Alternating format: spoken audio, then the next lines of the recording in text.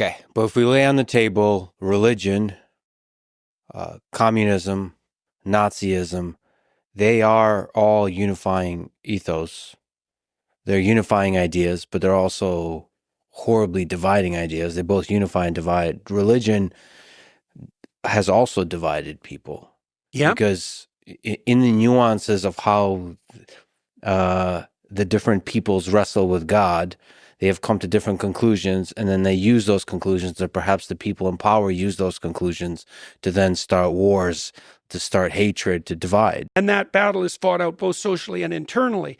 In the high order religious conceptualizations in the West, if they culminate, let's say, in the Christian story, the notion is that battle between good and evil is fundamentally played out as an internal drama.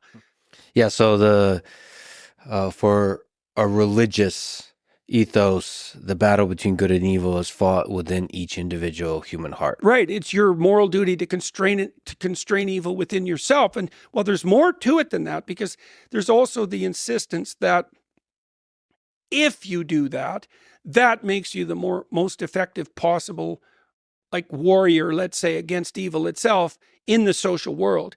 That you start with the battle that occurs within you, in the soul, let's say. The soul becomes the battleground between the forces of good and evil.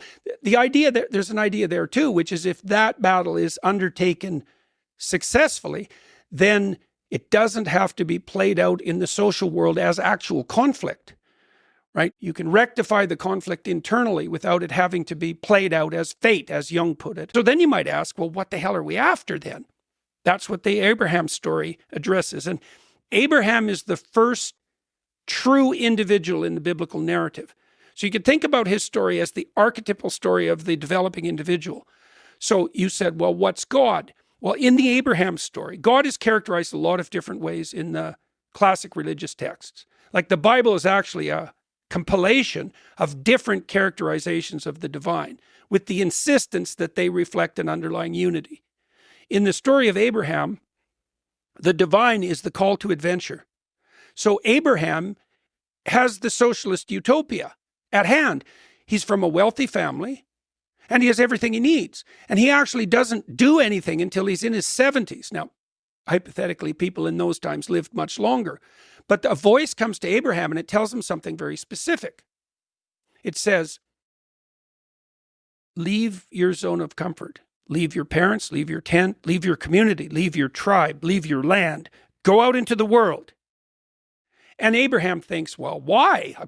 I've got naked slave girls peeling grapes and feeding them. When Christ is the night before the crucifixion, which in principle he knows is coming, he asks God to relieve him of his burden. And understandably so. I mean, that's the scene famously in which he's sweating, literally sweating blood, because he knows what's coming. And the Romans designed crucifixion to be the most agonizing and humiliating possible. Agonizing, humiliating, and disgusting possible death. Right, so there is every reason to be apprehensive about that. And you might say, well, could you undertake that voluntarily as an adventure? And the answer to that is something like, well, what's your relationship with death? Like, that's a problem you have to solve. And you could fight it, and you could be bitter about it, and there's reasons for that, especially if it's painful and degrading.